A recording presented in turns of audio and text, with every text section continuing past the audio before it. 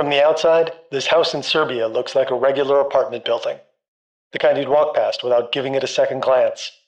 But if you step into the garage and slip through this tiny hidden hatch leading down into the basement, suddenly you're standing in an eerie white room. Well, white except for these small stains on the walls. The floor is covered with dark tiles, and at the back of the room stands a large machine. This room is used by the Balkan Mafia. They kidnap their enemies and bring them here, allegedly torturing and killing them. But bodies are evidence, so they make sure there isn't any, reportedly with the help of an industrial meat grinder. I think their motto was that if there's no body, it will never be possible to prosecute us. This is the story of one of Europe's most notorious crime networks and their human slaughterhouse. Their alleged ties to Serbia's elites, and an ingenious takedown by relentless investigators.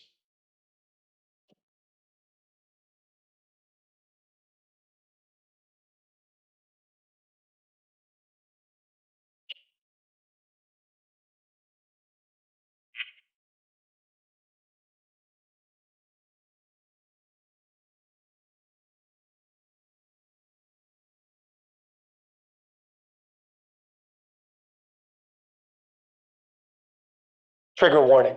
This video contains graphic descriptions of violence as well as references to disturbing material. Viewer discretion is advised.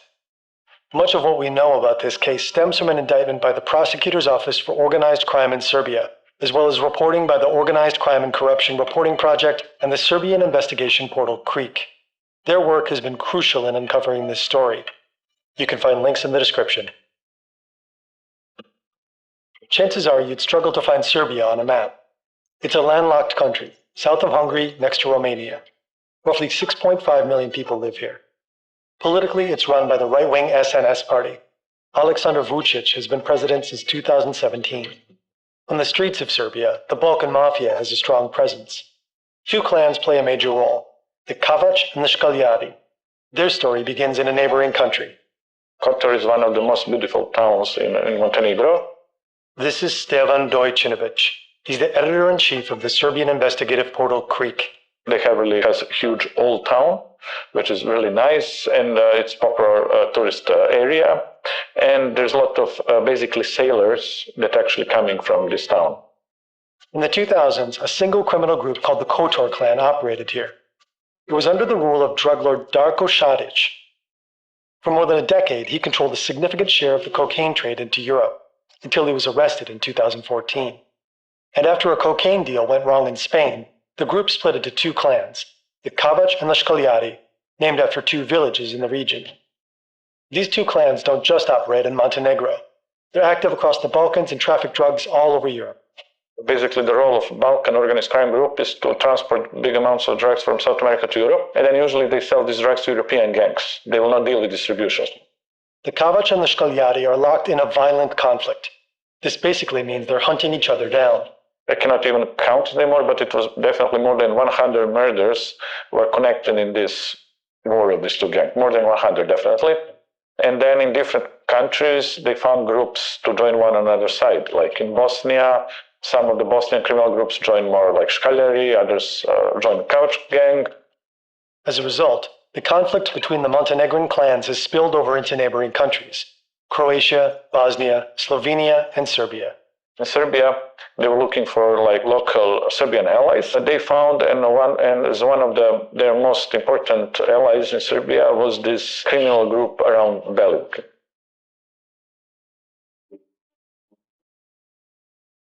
As you may have noticed, we've added this disclaimer to our video. In Belgrade stadiums, hooligans set the tone. Loud, aggressive, and powerful. One of them is Veljko Belivuk. In 2016, he's a member of a hooligan group called Janičari. They were a football hooligan group who suddenly appear out of the blue and become very important on the stadium of Football Club Partizan. CCTV footage shows Belivuk and others beating the bodyguard of the director of FC Partizan.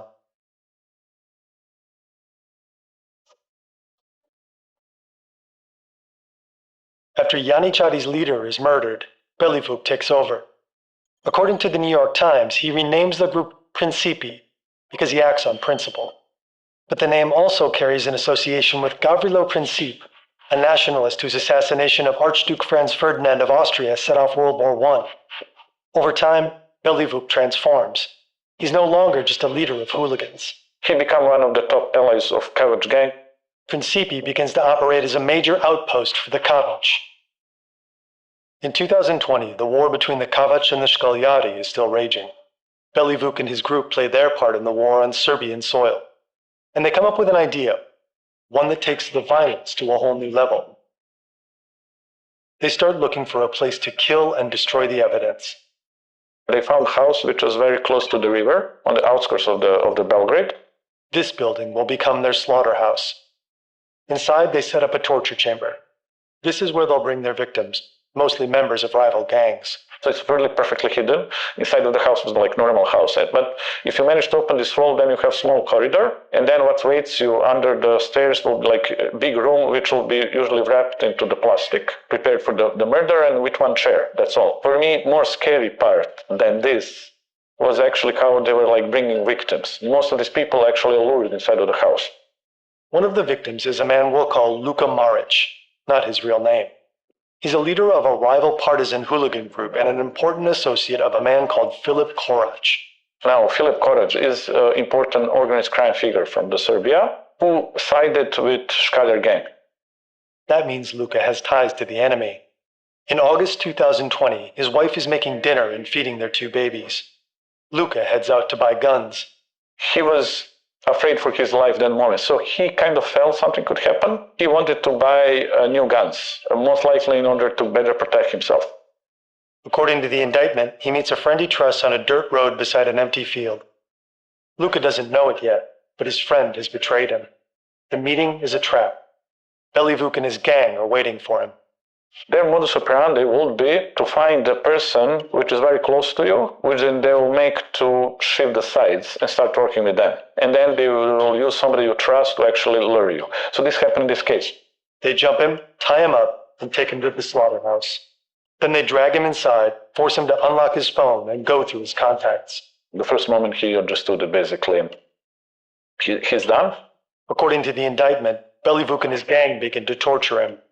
Afterwards, they behead Luka with an axe. They use his blood to write on his back, Korac, which was kind of basically a message for his boss, Filip Korac. Then Belivuk and his gang send a photo of the scene to Luka's boss. One of the messages reads, "Tick-tock, tick-tock, this is how you'll end up, we'll catch you." According to prosecutors, after that, Luka's body is cut into pieces and put through the industrial meat grinder. The remains end up in bags and are dumped into the Danube.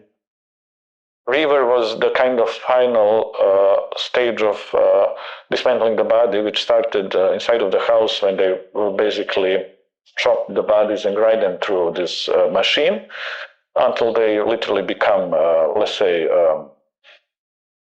liquid in a way, because then this liquid basically throwing in the river, which fishes eat. So literally, there was not even like small bone, anything that could be found. Then the bags, along with the victims' clothes and belongings, are burned. They decide to run the slaughterhouse because they believe that's the most efficient way to kill people and not leave the traces. In the end, the whole thing was about efficiency and hiding any traces. And actually it was efficient in a way that till today no body was recovered. I think their motto was that if there's no body, it will never be possible to prosecute us. Luka is neither the only nor the last alleged victim of Belivuk and his group. Zdravko Radojevic was lured in a similar way, with the promise of buying a gun. The prosecutor claims he also ended up in the meat grinder. And then there's Milan Lapoja. Milan Lapoja was the highest level criminal who was killed in the slaughterhouse. He was like some old school mafia guy. He first made headlines in 2007.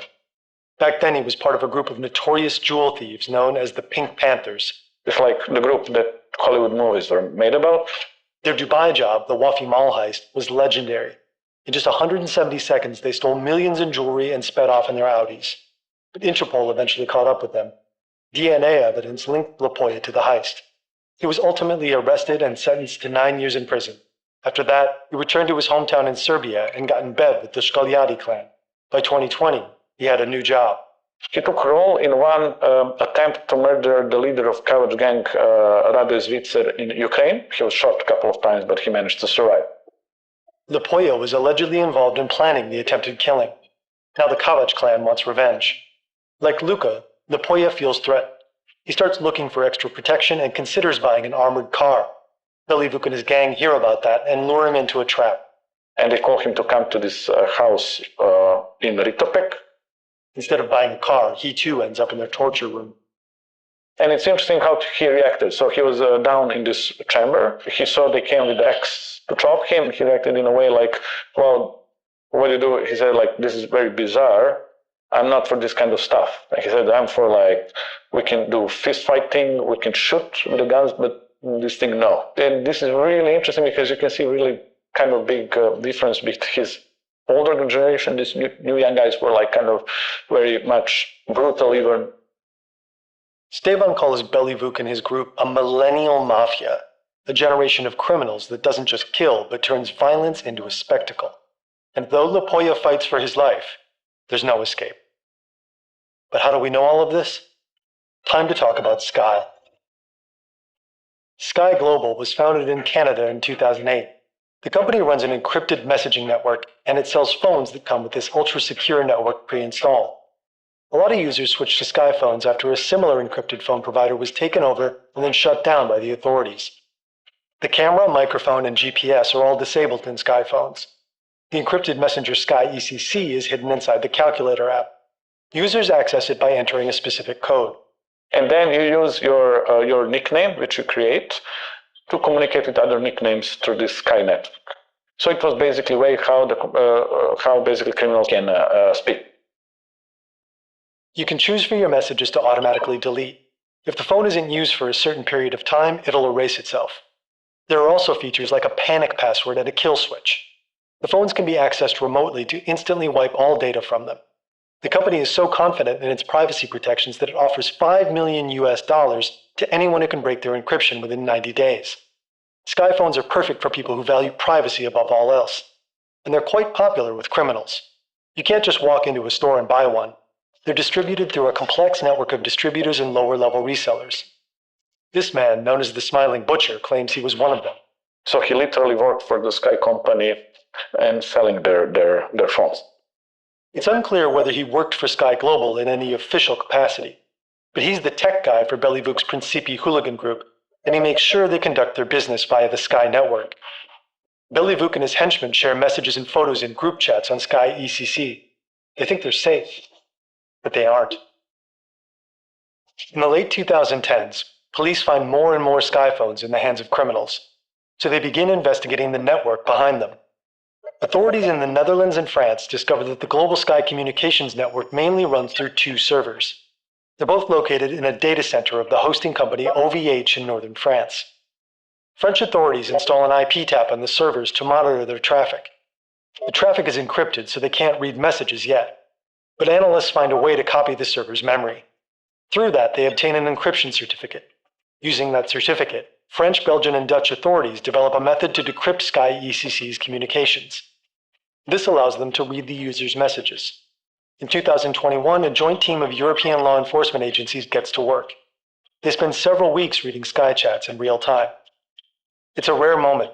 To them, it feels like standing outside in the dark, peeking inside a house, when suddenly, someone turns on the lights. More than that, it feels as if they're suddenly sitting at the dinner table with the criminals. The authorities intercept approximately 1 billion messages. According to law enforcement, about 170,000 Sky phones are registered worldwide. Each month, roughly 70,000 users actively communicate on the platform. Some are located in the Americas, but most are in Europe. About a quarter of all active users are based in Belgium and the Netherlands. Many of their messages, police say, cluster around one specific place, the port of Antwerp. We've already made a video about how Antwerp's port has become Europe's main gateway for cocaine, and how cartels recruit miners to break into containers and retrieve drugs for them. But a lot of other messages the authorities read come from an entirely different region, the Balkans. They also stumble upon the communications of Belivuk and his gang, and what they uncover is horrifying. The prosecution has collected the nicknames that the criminals used in the app. In one of the chats, Belivuk, using his nickname Soprano, writes, "I can't wait to strangle him." And, "See, honey, Mexico in the middle of Belgrade." Even when he's not around, he seems to be asking his men to describe the torture at length. "Don't skip those juicy details for me." In the chats, Soprano approves kidnappings and killings with short messages. "We're for it." The Smiling Butcher writes, "He has already lost a finger and is badly ruined. But the idiot thinks he will get out. I've already skinned him well." And, boom, Mar hits him in the head. "He got a brutal beating by them, bro. He was already seriously unconscious. Afterwards, bro, he was all black. He didn't resist much, didn't cry, nothing. He was in terrible shock." The authorities see all the pictures the gang shares in their chats. Screenshots of Bitcoin transfers to pay off hitmen, fake identity documents, bundles of cash, weapons, shipments of cocaine, and disturbing photos of torture. Police can see all this evidence because Belivuk and his gang didn't delete the photos. Because, the Sky is a system every month basically cleans everything. So in order to save these photos, in the end of the month, they were always sending them to somebody from inside of the gang just to keep them saved. So they really wanted to keep these messages. It's weird, but in a way, how they found the house, how they built the house with this secret corridor, how the careful was not to leave any traces, that they did everything so carefully there, and they were taking and saving these photos was major evidence. And that's kind of really interesting element to the whole thing. French authorities informed the Serbian police about the chats. As a result, Belivuk and part of his gang are arrested.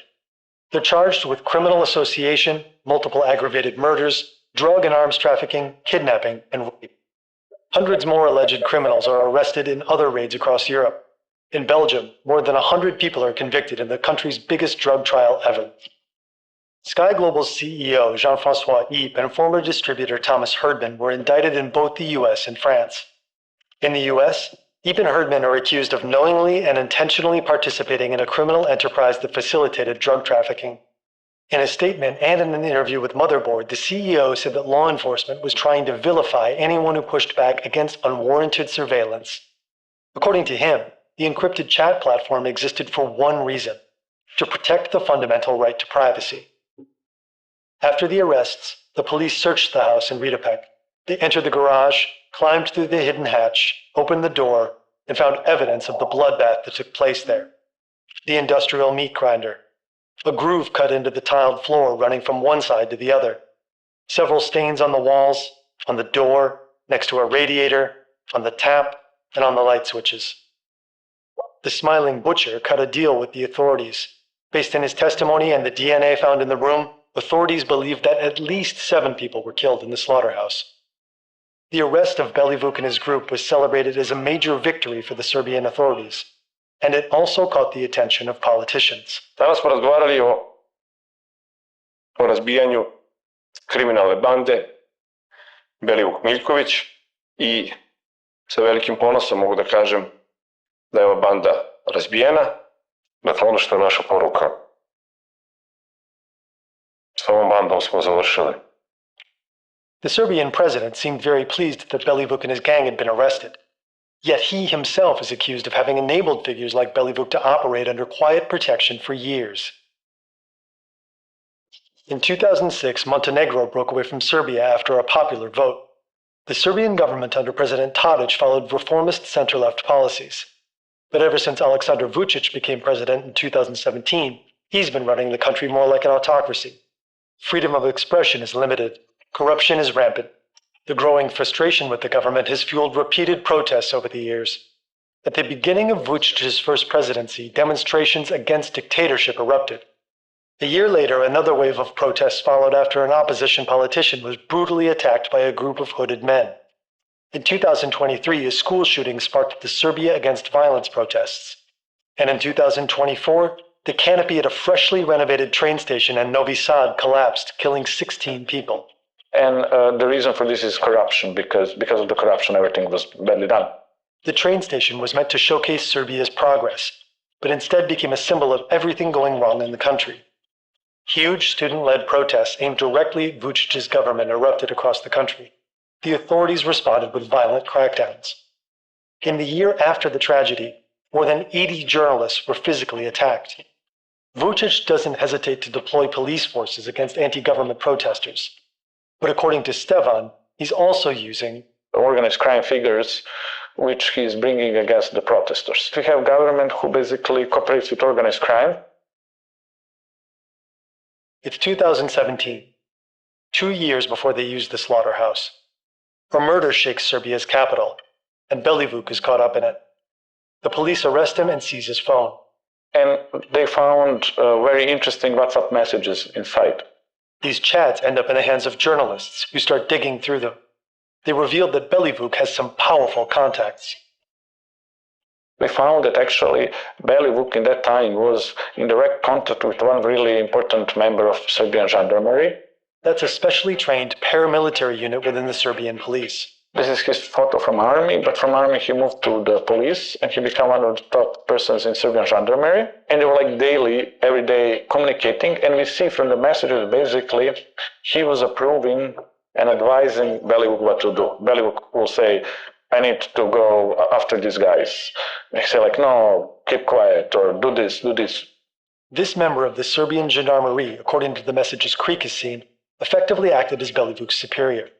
And from him, the trail led further up the chain. This gendarme guy, this police guy was informing about everything. A person he calls Diana. Diana Kakalovic was general secretary of Serbian police, which means after the minister, she was number 2 in the police. And according to Stevan, this top secretary of the police was informed about everything the police officer and Belivuk discussed. But it doesn't end there. When something really important is to decide, a police officer will say that besides Diana, also the boss and big boss are informed. They never mention who boss and big boss are, but following the logic of hierarchy, boss can only be like Minister of Police, which was Nebojša Stefanović, and big boss could be just President Vučić, who was top of everything. Belivuk himself later testified that his gang was organized for the needs and by the order of Aleksandar Vučić. Through his testimony, Belivuk explained all the favors that he was doing to the government and actually telling why it's important for the Serbian government always to have control over these football hooligan groups. According to Belivuk, his gang would intimidate anti-government protesters. During football games, they would stop fans from chanting against the president. Also, when Vučić making his own protests, he will bring hooligans to have bigger number in there. So literally government was using them some sort of like street force. The president denies all the allegations and says he never met Belivuk. What we believe that happened is that when the French police entered the Sky phones, and when they found all these pictures and videos of the violence, torturing, dismantling bodies, and when the Serbia was informed, we believe that President Vučić understood that he cannot any longer work with the Belivuk group because he understood this like become international issues big. So for this reason, we believe that eventually he basically arrested Belivuk gang. Belivuk and parts of his gang are off the streets, at least for now. But the system that backed them is still in place. Police officials that instruct thugs and work closely together with them. And a president who's accused of using hooligans to silence his people. So far, almost no politicians or police officers have been brought to court in connection with this case. President he controls the whole police, prosecution, everything, and in these terms, it's not possible that you have top officials to be prosecuted. Here in the center of Belgrade is the Serbian president's office. And in front of his office is one big park.